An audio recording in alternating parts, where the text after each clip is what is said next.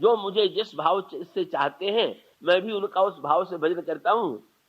भगवान ने मुस्कुरा करके कहा, महाराज जब आप लोग निरावृत होकर के आए तो हमें भी तो निरावृत हो जाना चाहिए। पीतांबर का आवरण हटा दिया। ऐसा दिव्य संवाद हुआ इन चारों महात्माओं में और प्रभु में कि श्री भरत जी उसको सुनकर के गदगद हो गए। श्री भरत जी के मन में एक जिज्ञासा उत्पन्न हुई कि अरे जिन संतों को प्रभु इतना सम्मान देते हैं, इतना महत्व देते हैं, उन संतों का क्या लक्षण है, क्या स्वरूप है, ये तो ज्ञात हो जाए।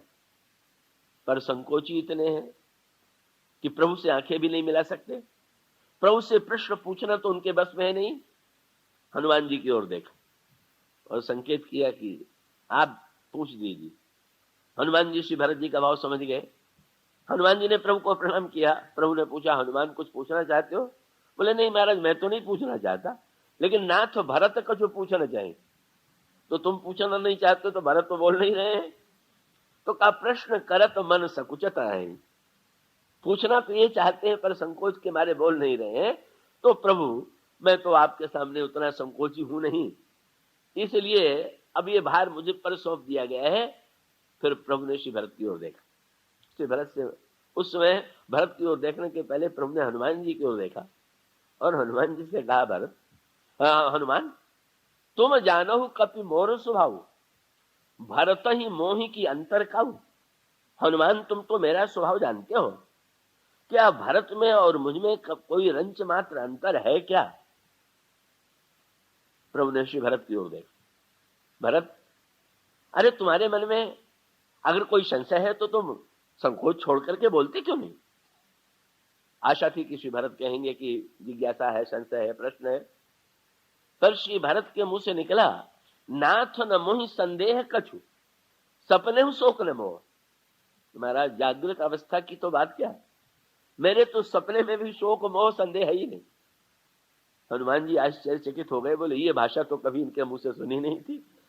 मोह समान को पाप निवासी, जो करनी समझे प्रभु मोहरी, नहीं निस्तार कल्प सतगोरी। ये भाषा तो भरत बहुत बोलते हैं, लेकिन स्वप्न में भी मेरे मन में शोक मोह संदेह नहीं है, ऐसा तो भरत नहीं बोलते। बाद में श्री हनुमान जी समझ गए क्या भरत का भाव क्या था। जो ही प्रभु ने कहा कि भरत में और मुझ में कोई अंतर नहीं, तो भरत जी समझ गए कि जब मुझ में और प्रभु में कोई अंतर नहीं है तो अगर मैं शोक मोह संदेह स्वीकार करूं तो प्रभु में भी स्वीकार करना पड़ेगा। बोले, प्रभु आप में जब नहीं है तो मुझ में भी नहीं। जब आपसे मैं अभिन्न हूं तो जो विशेषता आप में है वही विशेषता मुझ में, कोई दूरी नहीं। लेकिन वो जो अगला वाक्य है, ये ज्ञान मान विमत्त तो भव हरणी भक्ति न आदरी। जो लोग ज्ञान के मन में उन्मत्त होकर के भक्ति का आदर नहीं करते। श्री भरत की विशेषता क्या है? सावधान कितने। प्रभु बड़े प्रसन्न हुए। बोले, चलो इतने दिन बाद सही, इतने दिन बाद के बाद तुम्हारे मुंह से वेदांत का सत्य निकला। तो आज तो तुमने मान लिया कि तुम शुद्ध बुद्ध मुक्त हो, शोक मोह संदेह रहित हो। बोले, महाराज हूं तो, लेकिन मैं बता दूं कि ये सब मेरी कमाई नहीं, ये मेरी विशेषता नहीं। तब किसकी? नाथ न मोहि संदेह कछु, सपने हूं शोक न मोह, केवल कृपा तुम्हारी ही चिदानंद संदो। अब आप सच्चिदानंद हैं और आपने कृपा करके भी मुझे बना दिया, तो अब ये तो बनाना आपकी कृपा का परिणाम है, क्योंकि मेरे वैराग्य और पुरुषार्थ का परिणाम नहीं।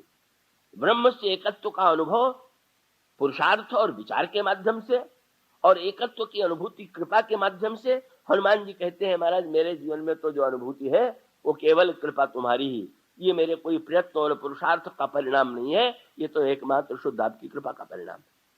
इसका अर्थ ये ज्ञान के साथ ये कहीं, क्योंकि ज्ञान का मूल सूत्र है, ज्ञान के महावाक्यों में से, वेदांत के महावाक्यों में से वाक्य है सोहम, मैं ब्रह्म हूं, स अहम। लेकिन समस्या क्या है कि कहीं ऐसा चक्कर ना आ जाए कि व्यक्ति अपने को तो ब्रह्मत्व का दावा करने लगे और दूसरों को तुच्छ और हीन समझने लगे। ऐसा बहुत बार देखा जाता है। इसलिए वस्तुतः भक्त की अपेक्षा कहां पर है? ज्ञान के मार्ग में, त्रिगुण की रस्सी में जो लोग अपने बड़प्पन को बढ़ाते बढ़ाते ब्रह्म में विलीन कर देते हैं, वे उस माया के बंधन से मुक्त हो जाते हैं। पर जो बीच में अभिमान से फूल तो जाते हैं, पर भक्ति का निरादर करते हैं और कस जाते हैं। इसलिए भक्तों ने दूसरा मार्ग निकाला। क्या? भक्तों ने कहा मोटे मत बनो, जरा दुबले बनो। तो जो रस्सी मोटे को बांधे हुए होगी, दुबला होगा तो भी तो ढीली होकर गिर पड़ेगी। ये भी एक उपाय है। भक्तों ने दावा ही नहीं किया कि हम ब्रह्म हैं, उन्होंने कहा हम तो दास हैं। उन्होंने कहा सोहम, उन्होंने कहा दासोहम। इसलिए एक वेदांती ने बहुत बढ़िया बात भगवान से कही। उन्होंने कहा महाराज, दासो हमति में बुद्धि निश्चयाश्रित ब्रजेश्वर। महाराज मैं तो दास हूं, मेरी बुद्धि निश्चित थी, लेकिन आप अनोखे निकले। क्या? बोले दाकारो पहितस्तेन गोपी वस्त्रापहारिण। आप तो गोपियों का वस्त्र भी चुरा लेने वाले हैं, तो आपने भी दासो हम में से दा चुरा ही लिया, और आपने स्वयं दा को अलग करके सोहम के रूप में परिणत कर दिया। यही आपका कौतुक है। मानो सांकेतिक अर्थ यह है कि भक्त तो मुक्ति की कामना करता हुआ नहीं दिखाई देता है, लेकिन भगवान स्वयं का, गोस्वामी जी ने जो तीसरी बात कही, भगवान ने तुलसीदास जी से पूछा, मोटे बनकर के छूटोगे कि छोटे बनकर के, दुबले बनकर के माया से मुक्त होगे कि मोटे बन के? गोस्वामी जी ने कहा महाराज दोनों में चक्कर है। दुबला होना क्या सरल है क्या? और मोटे होने में और रस्सी कसने की संभावना? तो एक काम कीजिए ना। क्या? गोस्वामी जी ने तुरंत कहा, है श्रुति विदित उपाय सकल सुर केही केही दास जो हो रहे।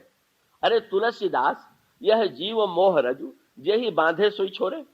महाराज जिसने बांधा है अगर वही खोल दे तो न बढ़ना पड़े न घटना पड़े। माया आपकी, रस्सी आपने बनाई, बांधा आपने।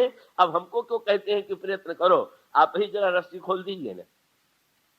भगवान ने कहा अच्छा रस्सी काटे देते।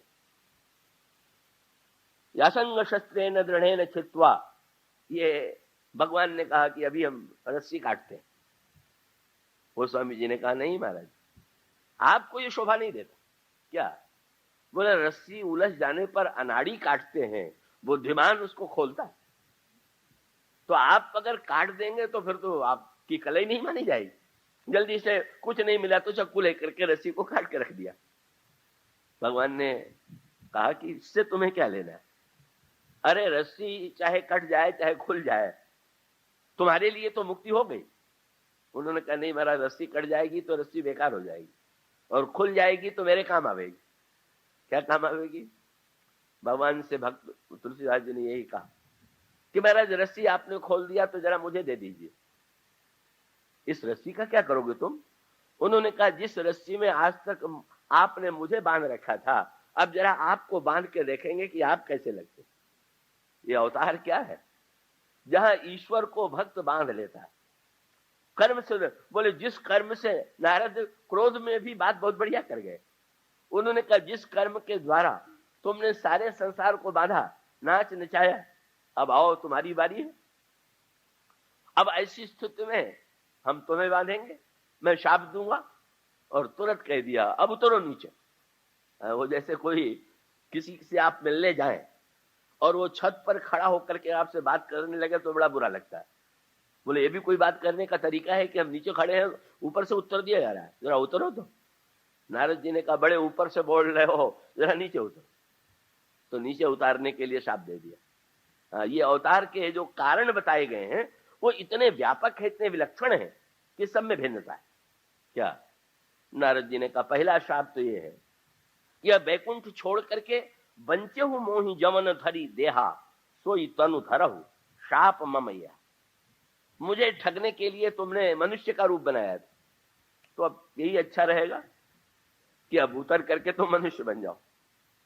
और उसके पश्चात मम अपकार कीन तुम भारी और नारी विरह तुम हो दुखारी। तुमने मेरा बड़ा अपकार किया है तो तुम्हें पत्नी के वियोग में रोना पड़ेगा। और फिर कपि आकृति तुम कीन हमारी तो करिए की सहाय तुम्हारी। तुमने हमें बंदर की आकृति दे दिया है तो अब बंदर तुम्हारी सहायता करेंगे। लेकिन हाँ, पता चल गया ईश्वर अपने ईश्वरत्व में ही रहा, उस खेल में पता चल गया। जीव ने जब ईश्वर को चुनौती दी, भक्त ने ईश्वर को चुनौती दी कि संसार से अलग रह करके, ऊपर रह करके, दुख की घटनाओं से मुक्त हो करके आनंदित रहने में क्या चमत्कार है। का जैसे कोई व्यक्ति कालीन पर बैठा हुआ, कमरे में बैठा हुआ, एक गड्ढे में उतरने वाले व्यक्ति के कपड़े की कीचड़ को देख के कहे कि क्या गंदे हो, तो यही कहेगा कि जरा गड्ढे में आप भी तो उतर के देखिए, तब पता चलेगा कि आपकी सफाई जो है कितने देर टकती है। नारद जी ने भी कह दिया उतरिए, पर भगवान सचमुच उतरने को तैयार हो गए। भगवान ने नारद का साप सुना और साप शीर्षधर सिर पर। किसी ने प्रभु से पूछ दिया, नारद जी का साप आपने सिर पर ही क्यों रखा, कहीं और रख लेते। उन्होंने कहीं नारद ने ये कह दिया था कि परम स्वतंत्र सिर पर कोई, तुम्हारे सिर पर कोई नहीं। तो मैंने कहा कि नहीं भाई, मेरे सिर पर अभी तक तो कोई नहीं था, पर आज से तुम्हारा साप जो है वो मेरे सिर पर आ गया, तो अब मैं तुम जो कहोगे वही करूंगा। लेकिन बस अंतर ये है कि पुराणों में ऐसी कथा तो बहुत आती है कि किसी को शाप दिया गया तो जिसको मिला बेचारा दुखी हो गया, रोने लगा। लेकिन पहली बार ऐसा शाप लेने वाला मिला कि नारद ने देखा कि मेरे द्वारा दिए गए शाप को सुन करके इन पर क्या प्रभाव पड़ा। तो देखते क्या है, साप शीश धरी हरस ही है, बड़े प्रसन्न हो गए, आनंद और बढ़ गया। और इतना ही नहीं, प्रभु बहु विनती की, लगे प्रभु नारद जी की स्तुति करने। आश्चर्य हुआ नारद जी को, मैंने शाप दिया और शाप देने के पश्चात ये प्रसन्न होकर के बदले में इनको शाप देना चाहिए, दंड देना चाहिए, लेकिन ये जो हैं मेरी स्तुति कर रहे हैं, इसका रहस्य क्या है। नारद जी ने बाद में भगवान से पूछा, साप सुन के आपको इतनी हंसी कैसे आई। उन्होंने यही कहा कि नारद, एक तो ये सत्य सामने आ गया कि भक्त का वरदान तो वरदान है ही है, पर शाप देना भी उसका कितना सार्थ है। क्या बोले, इस शाप के द्वारा तुमने संसार का कितना बड़ा हित किया है। क्या का मैं वैकुंठ से उतर करके मृत्युलोक में आऊं, रावण और कुंभकर्ण तुमने जिन्हें बनाया है उनकी मुक्ति की तुम्हें इतनी चिंता है कि तुम मुझसे जब ये कहते हो कि उतर करके अवतार लीजिए, मनुष्य के समान आचरण कीजिए, तो सत्य तो यह है कि संत का जो परोपकारी लक्षण है कि पर उपकार वचन मन काया, संत सहज स्वभाव खगराया। नारद, इतने बड़े परोपकारी हो कि तुमने शाप के द्वारा भी मुझे अवतार के लिए बाध्य किया, नीचे उतरने के लिए बाध्य किया। और नीचे उतरने के लिए जब तुम बाध्य करोगे तो वस्तुतः तो तुमने मेरी लीला का, मेरे नाटक का विस्तार किया है, और विस्तार किया है तो मैं तो तुम्हारा कृतज्ञ हूं ही कि तुमने मुझे नाट्य मंच पर अवतरित होने का अवसर दिया। संसार वाले भी तुम्हें धन्यवाद देंगे कि क्या बढ़िया नाटक आपने खेला कि देखने वाले सब भक्ति रस में डूब गए। और फिर भगवान ने हंस करके कहा, संसार का कल्याण तो तुमने किया, पर मुझे तुम शाप देने चले, पर तुमको तो शाप देना भी नहीं आया। भले लोग जो होते हैं वो क्रोध में, हमारे बड़े प्रसिद्ध संत थे, जब कोई व्यक्ति बहुत तंग करता था उड़िया बाबा जी महाराज को, और कभी बिगड़ते थे तो कहते थे भगाओ इसको, पर उसके साथ साथ ये जरूर जोड़ देते थे, बोले इसको रोटी देके भगाना। हाँ, इसका अर्थ ये है कि शब्द तो लगा भगाने का, पर उस समय भी उसके भूखे रहने की चिंता। यही संत का संतत्व है। बोले महाराज कैसा आपका संतत्व है, अरे आपने मुझे शाप दिया होता तो और कुछ देते, आपने कह दिया जो तुम बन करके आए थे वही तुम बन जाओ। तो मैं जो बन के आया था वो तो उस कला में तो मैं कुशल ही हूं, तो मेरे लिए क्या कठिनाई है। आपने वही काम दे दिया जो मैं करने में कुशल हूं, इसमें भी आपका शाप ठीक नहीं। और कैसे आप अनोखे संत हैं कि मैंने बंदर की आकृति दी तो दूसरा शाप देता तो ये देता कि बंदर बनाया है तो तुम्हें बंदर जीवन भर कष्ट देते रहेंगे, पर तुम वरदान शाप दे रहे हो तब भी ये कहते हो कि बंदर तुम्हारी सहायता करेंगे। ये भी लगता है कि तुम्हें कष्ट देना नहीं आता। पर नारद जी ने कहा, ये क्यों भूल जाते हैं कि मैंने शाप दिया है कि नारी विरह तुम हो दुखारी, पत्नी के वियोग में तुम दुखी हो गए, इसमें तो स्पष्ट मैंने दुख का शाप दिया है। स्वतंत्र ईश्वर जो है वो एकमात्र है। ब्रह्मा ने इसी की ओर संकेत किया कि सारी सृष्टि कर्म के अधीन है, मैं भी कर्म का फल देने में स्वतंत्र नहीं हूं, पर एकमात्र ईश्वर जो है कर्म से ऊपर है।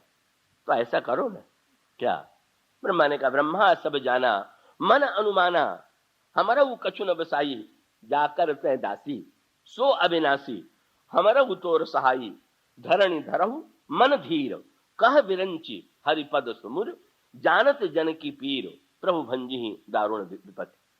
अवतारवाद का सूत्र क्या हुआ? अपने असमर्थता का भान होने से ही अवतार नहीं हो जाता।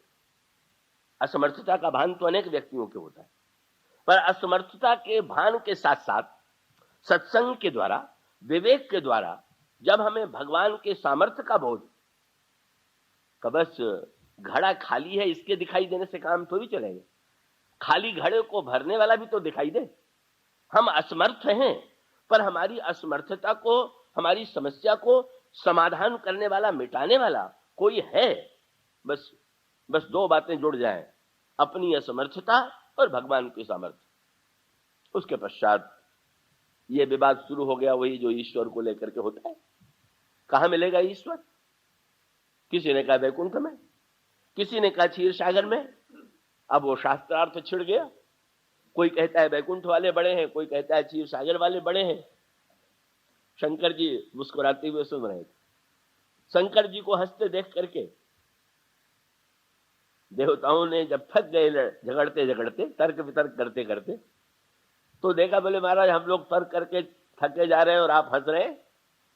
अरे आप तो भी कुछ बोलिए। भगवान शंकर ने कहा आप लोग बोलने दे तब तो बोले, जब इतने लोग बोल रहे हो। हाँ ये तो है ही है, इतने श्रोता हैं, सब बोलने लगे तो वक्ता को तो चुप ही हो जाना पड़ेगा कि सब बोल रहे हैं तो फिर मुझे ही चुप हो जाना चाहिए क्या? बोले आप बताइए कि भगवान किस लोक में है, कहां मिलेंगे? शंकर जी ने तुरंत कहा पहले ये बताइए कि वो कहां नहीं है। देश काल दिश विशो माही, कहो उस कहा जहां प्रभु नहीं। पर महाराज इस ज्ञान के द्वारा समस्या का समाधान हो जाएगा क्या कि ईश्वर सर्वत्र है? शंकर जी ने सूत्र दिया अवतार का, और सूत्र देते उन्होंने कहा अग जगमय सब रहित विरागी, प्रेम ते प्रभु प्रगटई जिमि आगी। प्रेम के माध्यम से उस ईश्वर को, निर्गुण निराकार को, जो ज्ञान स्वरूप है, प्रेम के माध्यम से उसे अवतरित करो। जब वो अवतार लेगा तो तुम्हारी समस्या का समाधान होगा। क्रम कितना सुंदर है। पृथ्वी में विक्षोभ बुद्धि, फिर मुनि मनन, फिर देवता सत्कर्म, ब्रह्मा, फिर समष्टि विवेक, और सबसे अंत में शंकर। यह है मूर्तिमान विश्वास। इसका अभिप्राय है कि ईश्वर के स्वरूप में यदि विवाद हो तो बुद्धिमान तर्क के द्वारा अंतिम निष्कर्ष पर नहीं पहुंचेगा। वो तो शंकर जब विश्वास बोलेगा और दावे से बोलेगा, शंकर जी ने कहा तो सबने मान लिया। और उसके पश्चात ब्रह्मा प्रार्थना करते हैं। ये कार्य ब्रह्मा को सौंपा गया। बुद्धि के देवता वेद वक्ता ब्रह्मा, और तब बुरंच मन तन पुलक आती, हर्ष नयन बहनीर, अस्तुति करत जोरि कर सावधान मति धीर। ब्रह्मा हाथ जोड़ करके, आंखों में आंसू ब्रह्मा की गिर रहा है। यह आंसू जो है यही बुद्धि की असमर्थता। इसका अर्थ है आंसू व्यक्ति तब बहाता है जब वो असमर्थता की अनुभूति करता है और भगवान के सामर्थ्य और कृपा की याद करता है, तो आंसू आते हैं। ब्रह्मा ने गदगद कंठ से आदेश दिया, प्रार्थना किया, जय जय सुर नायक जन सुखदायक, प्रणत पाल भगवंता, जय जय जो गो द्विज हितकारी, जय असुरारी सिंधु सुता प्रियकंता। अवतार का एक बहुत बढ़िया सूत्र है, मिल गया। क्या भगवान का नाम क्या दिया? कब भगवान के जो नाम दिए ब्रह्मा ने, वो हमारे जीवन में आवश्यक है क्या? साधारणतः लोगों से पूछ दीजिए कि भगवान किसके हैं, तो कहता है सबके। याद रखिएगा, जो सबका ईश्वर है वो तो न्यायी ही हो सकता है, वो तो कर्म सिद्धांत का ईश्वर हो सकता है। भक्त अवतार का जो ईश्वर है, भक्तों का जो ईश्वर है, उसकी विशेषता यह है कि उस ईश्वर को हम अपना बना लें। सबके ईश्वर से हमारा काम नहीं चलेगा, अपने ईश्वर से। तो देखिए ब्रह्मा ने क्या विचित्र बात की। भगवान से कहने लगे, भगवान से प्रार्थना करते हुए कहते हैं, जय जय गो द्विज हितकारी, जय असुरारी। आप देवता और ब्राह्मणों का हित करने वाले। अरे तो देवता और ब्राह्मणों का हित करने वाले हैं तो क्या और लोगों का हित करने वाले हैं क्या? वो तो रावण का भी हित करते हैं। हम अंगद से कह देते हैं काज हमारा ताव सिद्ध हुई, फिर ब्रह्मा बोले तो यही बोले कि गोदीज हितकारी, और अगला वाक्य और कह दिया, जय असुरारी, आप असुरों के शत्रु भी। इसका अर्थ यह है कि आप भले ही न रहे हो, पर हमारे लिए शत्रु नहीं बनेंगे तो बुराई का विनाश कैसे करेंगे? अगर आप अपने उसी तटस्थता में स्थित रहेंगे तो नहीं महाराज। इसका अभिप्राय यह है, निर्गुण को जब हम सगुण बनाते हैं तो जिस गुण की हमें आवश्यकता है, एक भौतिक दृष्टांत बिजली का दिया जा सकता है। क्या बिजली में शक्ति तो है, उसको हम किस रूप में परिणत करते हैं ये हमारी आवश्यकता पर निर्भर है। गर्मी आती है तो हम उसके द्वारा उसी बिजली से शीतलता पा लेते हैं, और जाड़ा आता है तो उसी के द्वारा, उस बिजली के द्वारा ही हम गर्मी पा लेते हैं।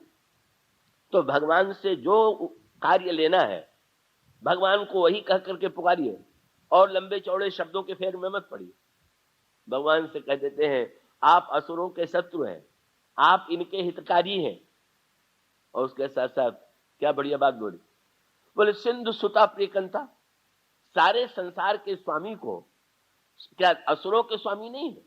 लेकिन ब्रह्मा का तात्पर्य है कि अगर सबका स्वामी कह देंगे तो ये कैसे कहेंगे कि असुरों को मारिए? अगर हम असुरों के शत्रु हैं तो पहले हमारे हृदय में जैसे हैं वैसे हमारे लिए बन जाइए, ससुरों के शत्रु बन जाइए, और नाता भी बढ़िया जोड़ लिया। कई लोगों को काम कराना होता है तो किसी न किसी संबंध की दुहाई देते हैं, वो चाहे कितने भी दूर का संबंध हो, बोले उनके इस तरह से हम आपके नातेदार। इन्होंने तुरंत कहा कि महाराज आपसे तो हम लोगों का नाता भी बड़ा गहरा है, बड़ा पुराना है। क्यों? बोले सिंधु सुता प्रियकंता, आप लक्ष्मी जी के पति हैं और लक्ष्मी जी समुद्र की बेटी हैं, समुद्र देवता है, इसलिए हम लोगों का काम करना आपके लिए बिल्कुल ठीक है। बस यही है अवतार के मूल में, जो भक्त जो कामना लेकर के उसको जो दिशा प्रेरित करता है, आकाशवाणी होती है, और आकाशवाणी में भगवान कहते हैं अवतार लेंगे। ये अवतार का एक पक्ष है। उसमें पहला प्रश्न जो है वो बड़ा ही गंभीर और जटिल है।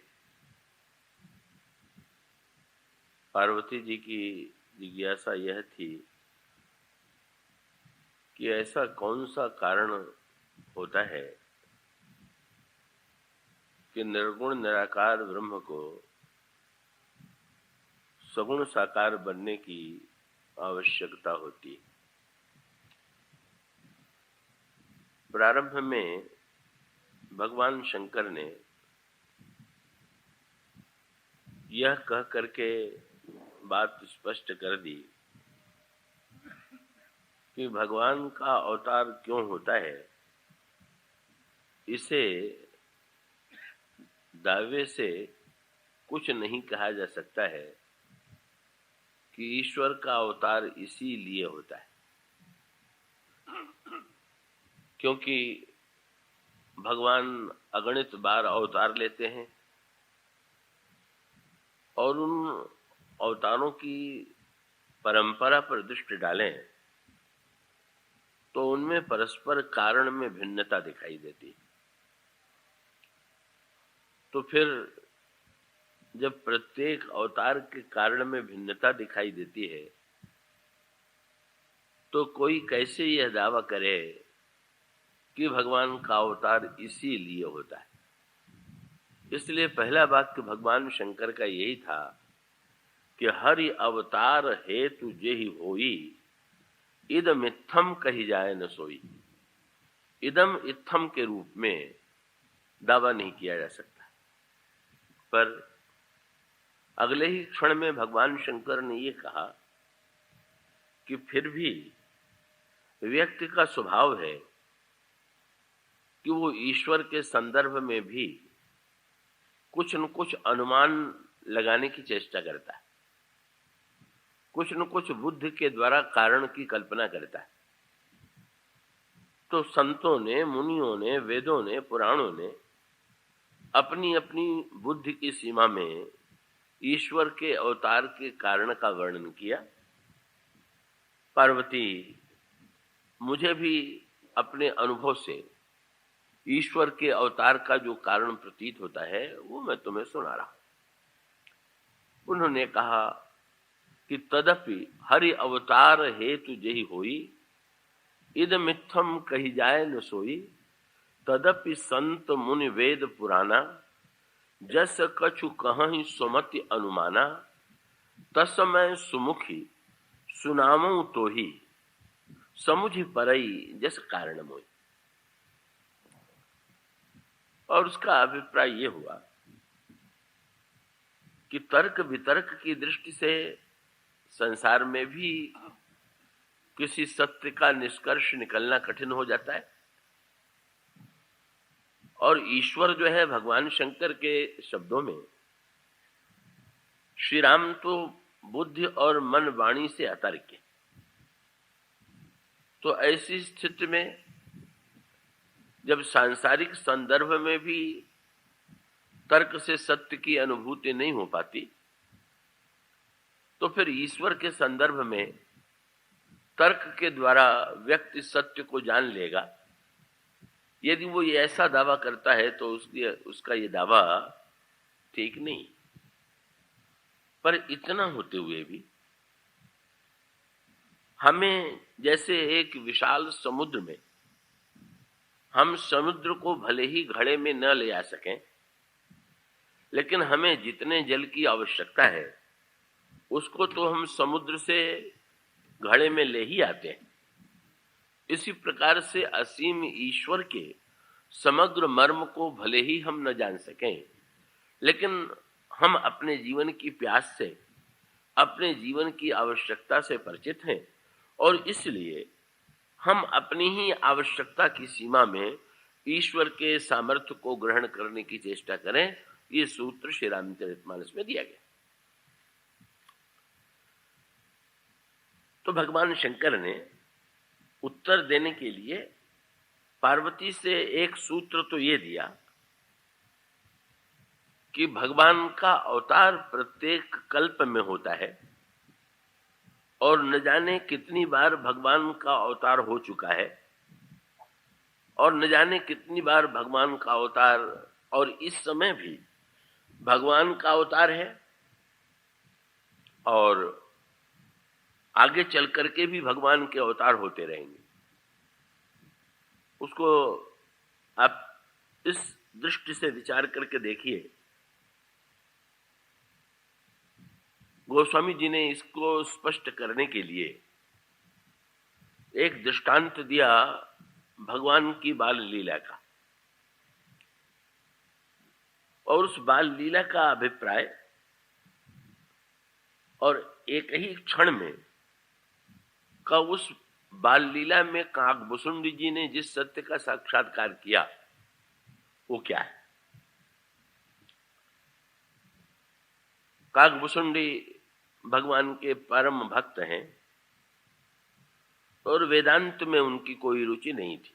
उन्होंने गरुड़ जी के समक्ष स्वीकार किया कि प्रारंभ में जब मेरे माता पिता की मृत्यु हो गई और मेरे अंतःकरण में भक्ति की उत्कट आकांक्षा का उदय हुआ, तो मैं मुनियों के आश्रम में गया, और मुनियों के आश्रम में जब मैंने भक्ति के संबंध में जिज्ञासा की, और जब मैंने ये कहा कि मैं ईश्वर को पाना चाहता हूं, तो मुनियों ने ये उत्तर दिया कि ईश्वर तो सर्वत्र व्याप्त है, सर्वत्र है, और वो तुम में भी विद्यमान है। ऐसी परिस्थिति में जब वो तुमसे दूर है ही नहीं, तुमसे वो भिन्न है ही नहीं, तो फिर उसको पाने का प्रश्न कहां आता है। यही पूछो सोई मुनि अस कहई, ईश्वर सर्वभूतमय अहई। लेकिन काकभूषुंडी की समस्या ये थी कि निर्गुण मत मम हृदय न आवा। अब इसका सांकेतिक अर्थ जरा आप गंभीरता से समझ लें। यही निर्गुण से सगुण की प्रक्रिया है। प्रक्रिया ये है कि सारे वेदांत के ग्रंथों में, सारे शास्त्रों में ये कहा गया कि ईश्वर व्यक्ति के हृदय में ही बैठा हुआ, अंतर हृदय में ही विराजमान। पर व्यक्ति की समस्या ये है कि उसे जो इंद्रियां मिली हुई हैं, उन इंद्रियों की विलक्षणता ये है